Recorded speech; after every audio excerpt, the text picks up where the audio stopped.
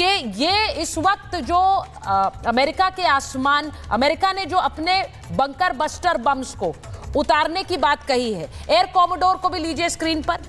Air commodore बहल, जो अभी तस्वीर हमारे पास आ रही है उसके मुताबिक अमेरिका क्या बंकर बस्टर बॉम्ब्स का इस्तेमाल कर सकता है? मैं उन बंकर बस्टर बॉम्ब्स के बारे में जरा अपने दर्शकों को थोड़ा बताना चाहती हूं कि कैसे ये वो बॉम्ब्स हैं जिन्हें आसमान से गिराकर और नीचे जमीन के अंदर तक ध्वस्त करने की क्षमता है, और अमेरिका ही ऐसा कर सकता है। वो अपने जिस तरह के उसने बॉम्बर्स को ईरान के आसमान में उतार दिया है, उसके बाद कुछ इसी तरह से जो तस्वीर आप देख रहे हैं, इन बॉम्बर्स के जरिए, इन बंकर बस्टर बॉम्ब्स के जरिए जमीन के अंदर तक हमला कर सकता है। और इसका सीधा मतलब यह है कि अगर जमीन के अंदर बंकर में खमनई छपे हैं, अगर जमीन के अंदर हम जानते हैं परमाणु उनकी जो वो बॉम्ब्स बनाने की तैयारी कर रहे हैं वो भी जमीन के बहुत अंदर है, उन दोनों को ही नष्ट किया जा सकता है। एयर कॉमोडोर बिल्कुल सही कह रहे हैं सुचारिता जी। जय हिंद। जय हिंद सर। मैं ये कहना चाहूंगा, ये 13,600 केजी का बॉम्ब है, यानी कि इसके लिए कोई भी फाइटर एयरक्राफ्ट में उतना पेलोड नहीं है जिसको कैरी कर सकता है। Su-57 पास में आता है इसके, लेकिन वो खैर उनका रशिया का जहाज है। और दूसरी चीज आती है कि जो B-2 स्टेल्थ बॉम्बर है वो ही इसको कैरी कर सकता है, और वो बॉम्बर जब इसको कैरी करता है तो उस बॉम्बर के अंदर एक ही ऐसा बॉम्ब आ सकता है। पर ये सुनने में आया है कि B-2 स्टेल्थ बॉम्बर में दो बॉम्ब उन्होंने मॉडिफाई किया किसी तरीके से, दो बॉम्ब को गिराया जा सकता है। B-2 11,000 किलोमीटर की रेंज रखता है, यानी कि अगर वो डिगो गार्सिया से उड़ता है 3,750 किलोमीटर दूर ईरान है, वहां पे जाके बड़े आराम से ईरान के ऊपर बॉम्ब ड्रॉप करके वापस भी आ सकता है। और वहीं पे वैसे KC-135 इनके एयर टू एयर रिफ्यूलर्स भी हैं जो कि उसको बहुत आराम से रिफ्यूल कर दें तो दुनिया में कहीं से भी वो टेक ऑफ करके किसी भी कोने में जाके अटैक करके आ सकता है। तो इसका मतलब है बहुत ही अच्छा एयरक्राफ्ट, 5th जनरेशन स्टेल्थ है, रेडार में आसानी से पकड़ा नहीं जाता, तो कर सकता है। ईरान के पास 408 केजी के करीब एनरिच्ड यूरेनियम है, यानी कि वो 9 से 10 न्यूक्लियर बॉम्ब बना सकता है। और उनकी एक जगह है फोर्डो, उसका माउंटेन्स के अंदर है, 300 फुट के नीचे है टनल्स, जिसके अंदर उनकी ये सेंट्रीफ्यूज है जो बहुत ही एडवांस्ड सेंट्रीफ्यूज है। तो ये जब बॉम्ब उसके ऊपर गिरता है तो एक बॉम्ब से वो तबाही नहीं की जा सकती, जो कि एक्सपेक्टेड है कि इन सेंट्रीफ्यूज को डिस्ट्रॉय कर सके। तो उसके लिए इनको मल्टीपल बॉम्ब्स गिराने पड़ेंगे। इसी वजह से 20 के करीब B-2 स्टेल्थ बॉम्बर है यूएस के पास। हर टाइम पे वो 4 से 6 डिप्लॉय करता है डिगो गार्सिया। डिगो गार्सिया हमारे देश से 2000 किलोमीटर साउथ पे आता है इंडियन ओशन के अंदर। तो कहीं ना कहीं ये वाला जहाज भी नेसेसरी है, ये वाला बॉम्ब भी नेसेसरी है, और ये दोनों चीजें लीज पे नहीं देगा कभी इजराइल को।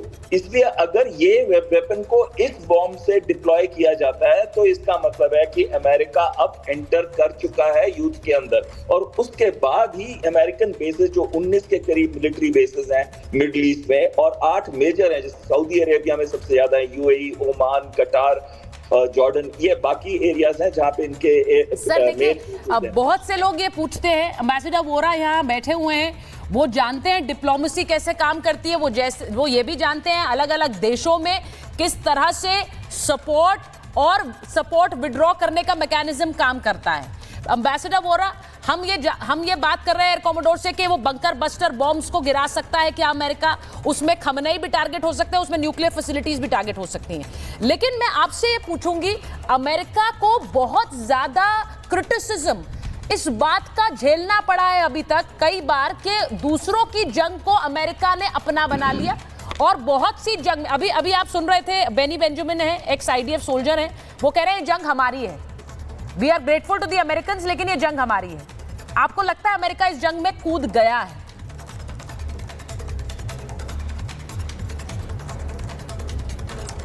बहुत बहुत धन्यवाद ma'am, thank you very much. आपको मेरी आवाज आ रही है? बिल्कुल सर। आप सुन पा रही हैं मुझे? Thank you very much. हमेशा की तरह बहुत बहुत धन्यवाद। और हमारे दो जो इजरायली मित्र हैं आपके शो पर, उन्हीं को एक ही चीज़ कहना चाहता हूँ, शालोम पिज़्ज़ा ले इज़राइल। आप लोगों के ऊपर जो आपातकालीन स्थिति आई है, जो वो ईरान कहता रहता है कि यहूदियों को जीने का अधिकार नहीं है, इजराइल को मैं दुनिया के नक्शे से मिटा दूंगा, नहीं, आपको लड़ना है, आपको मानव अधिकार के लिए लड़ना है, आपको अपने व्यक्तित्व के लिए लड़ना है। अब मैम ये जो आपने सवाल पूछा है कि अमेरिका हर जगह जंग में क्यों कूद पड़ता है, कौन है उसके पीछे मैम? मिलिट्री इंडस्ट्रियल कॉम्प्लेक्स, ये आप भी जानती हैं, मैं भी जानता हूँ। कर्नल गद्दाफी साहब को आपने ख़त्म कर दिया, क्या हुआ? वहाँ पे तबाही मच गई, उसके बाद दो पार्टीज बन गई, अमेरिका एक की तरफ आ गया, और जो रिकंस्ट्रक्शन हो रही है, जो तेल वहाँ का जो उसके भंडार पड़े अमेरिका के हाथ में आ गए। दूसरी चीज़ आपने इराक का जिक्र किया, सद्दाम हुसैन साहब चले गए, इराक में भी तबाही मची, उसके बाद अब वहाँ रिकंस्ट्रक्शन का काम चल रहा है, उनकी ऑयल फील्ड्स अमेरिका के पास आ गई हैं, पैसा वहाँ भी बनाया जा रहा है। It's a game of money basically. America की जो आलोचना है, डजंट केयर मैम, दुनिया का सबसे शक्तिशाली देश है, सबसे अमीर देश है। एक चीज़ होती है मोरालिटी, यानी आप नैतिक मामलों पर बात करें, और दूसरा होता है रियलिटी। रियलिटी में आप ये देखते हैं कि क्या मेरी ताकत है, मैं क्या करना चाहता हूँ। अमेरिका ने कभी इस बात को नहीं छिपाया है कि मैं दुनिया की अव्वल शक्ति हूँ, और अगर कोई मुझे आंख दिखा के मेरी जगह लेना चाहता है, सोवियत संघ तो चला गया, अगर चीन मेरी जगह लेना चाहता है तो मैं बहुत झापड़ मारूंगा इसको। इसीलिए चीन उसका नंबर 1 दुश्मन है। हम लोग देश को, भारत को विकास की तरफ ले जाना चाहते हैं, हम ये नहीं कहते कि हम अमेरिका की जगह लेना चाहते हैं। तो डिप्लोमेसी में मैम कई बार क्या होता है, खामोश रहना बहुत ज़रूरी होता है। इनफैक्ट साइलेंस हम कहते हैं, which speaks louder than words, शब्दों से कहीं ज़्यादा उसका असर होता है। And we are masters of diplomacy.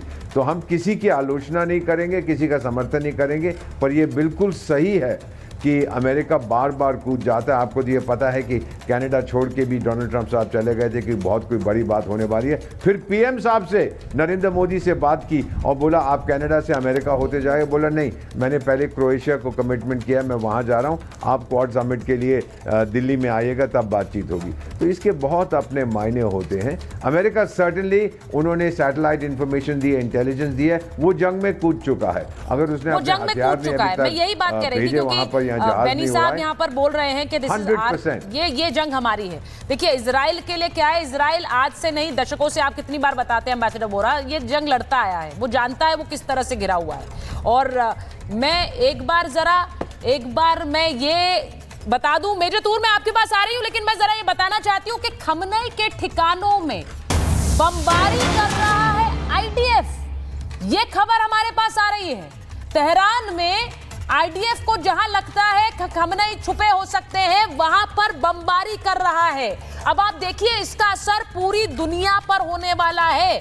खमनई को निकालकर उसके खात्मे का प्लान बनाया है आईडीएफ ने, इजराइल की सेना ने। अमेरिका ने कह दिया अनकंडीशनल सरेंडर हो। और अब खबर ये आ रही है, जहां खमनई के छिपे होने की खबर है, वहीं पर बमबारी जारी है। ये बड़ा इंपॉर्टेंट है, इसे समझिए।